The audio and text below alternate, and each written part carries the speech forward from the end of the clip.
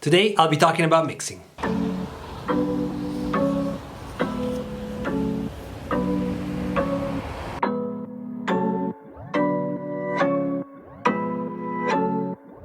EdTalenti on a beat. Good morning everyone, this is EdTalenti. How are you guys doing? The sky is so gray today. It's like this super gloomy day. It's getting a little bit colder. I love it. Summer is great for a lot of reasons, but me and the heat are not best friends. So I'm really happy that it's starting to go away. This is pretty dope. Anyway, I had a pretty late session here last night. So first of all, I'm a little tired. My morning is gonna be a little bit slow. And also the studio is a complete mess. I think it's probably a good idea to start today by tidying up the studio. Let's do it.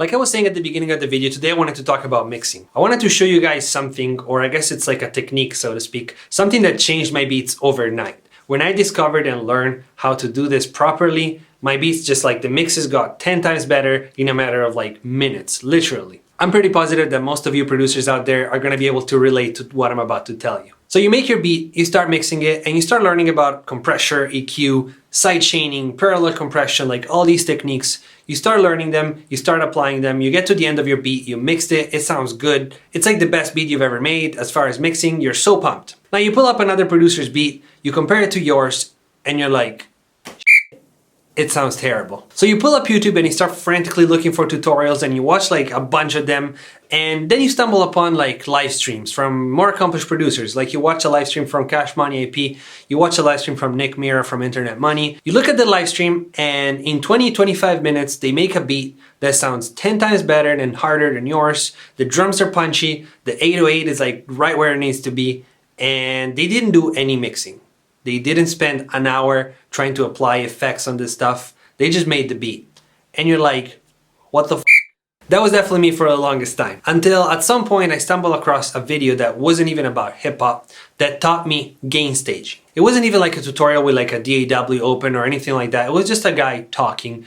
Pretty boring video, but it was telling me what gain staging was. So I was like, all right, this sounds like something that I need to try. I opened up Ableton, I started applying what the guy was saying, and boom, my mixes just changed. Today I wanted to show you guys what gain staging is, how to do it properly, and how to keep it simple but effective. So let's go over to the computer and let's get to work. Here we go, let's get right into it. So I took a loop from a little beat that I made yesterday, just like the drop loop with everything in it. I got rid of all the mixing that I did. I only left some like EQs to cut out the low frequencies on some of the instruments, but that's about it. I put all the faders at 0, and it sounds like this.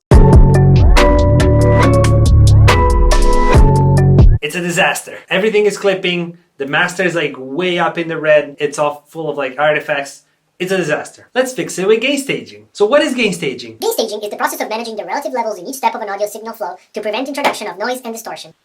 I don't know what that means. Gain staging is making sure that every instrument that you add to your track is at the proper level compared to itself and compared to the other instruments. This way, you don't keep adding volume to the whole thing, adding gain to the whole thing, and you get to the point where you don't have any headroom to put effects, to compress, to distort. You don't have headroom to do anything. Ultimately, it's gonna sound messier, it's gonna sound quieter, it's just gonna be a disaster. We're gonna use only 2 plugins for this process. One of them, it's a free plugin called Span by a company called Voxengo. Just go download it, it's completely free. Awesome plugin. The second one we're going to be using, it's a gain plugin. I'm on Ableton, so the gain plugin on Ableton is called Utility. If you're in FL Studio, there's one on there too. Just type in, I'm going to do it for you. All right, if you're in FL Studio, you can use Fruity Balance or Stereo Shaper. And I'm sure if you're in Logic, you do the work and go look it up. It's easy. So let's start with drums. First thing I'm going to do is pulling up Span, which is just a leveling plugin. So it tells you where your levels are at. I'm going to press play now.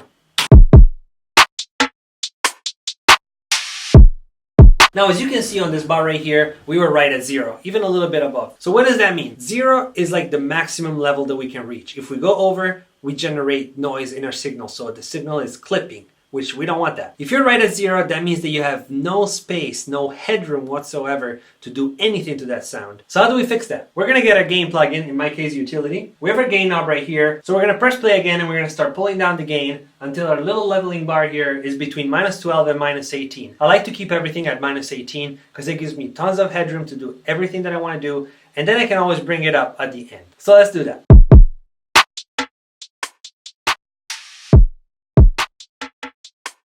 Right around there is pretty good. You don't need to be like surgically precise, just right about there. So we did the main drums, let's move on to hats.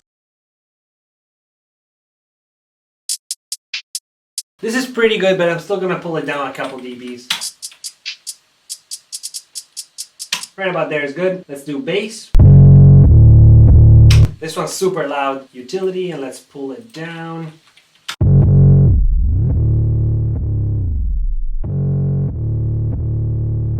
Now that we did drums and bass, let's listen to it and see where we're at.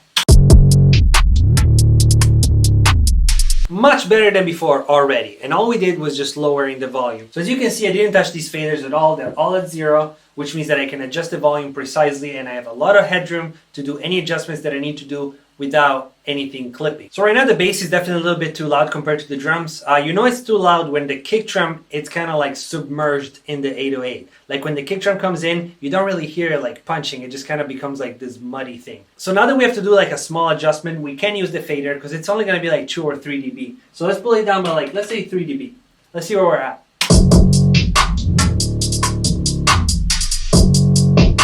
As you can hear right now, the kick drum is nice and punchy. The 808, it's still punching. You can really hear it loud, but nothing is clipping. Everything is clear, and we have 18 dB of headroom to do whatever we want to do. Of course, everything that I'm telling you works particularly better if you picked good sounds. Like if your 808 is like just a bad sample, if your drums are just bad samples, you know, you can help it with this stuff, but it's not going to be as good as it could be. You can get the best samples ever on edtalenti.com/soundkits. RIP Speakers Volume 1, $29.99. You won't be disappointed. There's tons of good drums and 808 sounds out there, so just invest in a few sample packs and you'll be good. Now that we're pretty good with drums and bass, let's move on to the melody. Let's pull up span, see where we're at. Yeah, we're like above 0, so utility, pull down the gain, just like before.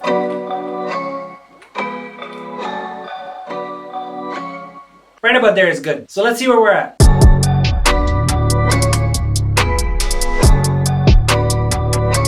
Alright, we're getting close. On my melodies now, I'm going to put an EQ because I haven't done that yet, and I'm going to cut out all the low frequencies just to free up some space.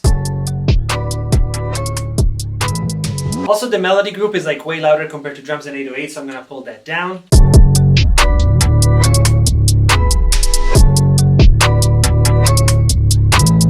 I'm going to pan my 4 melodies a little bit with each other just so there's a little more space in the middle for that kick and 808 to hit.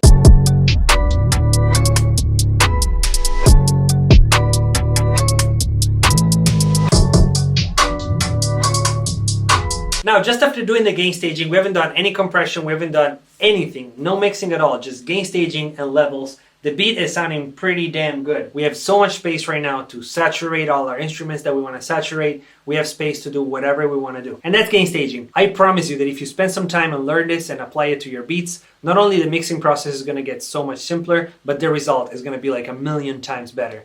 Instantly. I hope you guys enjoyed this video. This is super nerdy stuff, I know, but it's simple, it's simpler than you think, and it makes a huge difference. If you did enjoy the video, please don't forget to hit the subscribe button and notification bell. I post videos 3 times a week, Monday, Wednesday, and Friday. So yeah, thank you for your support. Also, if you have any questions, you just want to say hi, whatever it is, Instagram is the best place to do it. Just hit me up on there, shoot me a DM, and as soon as I can, I'll respond to you. Alright, I guess this is it for today. Thank you guys so much for watching the video all the way through. I'll see you next time, and as always, be positive, and positive things will happen.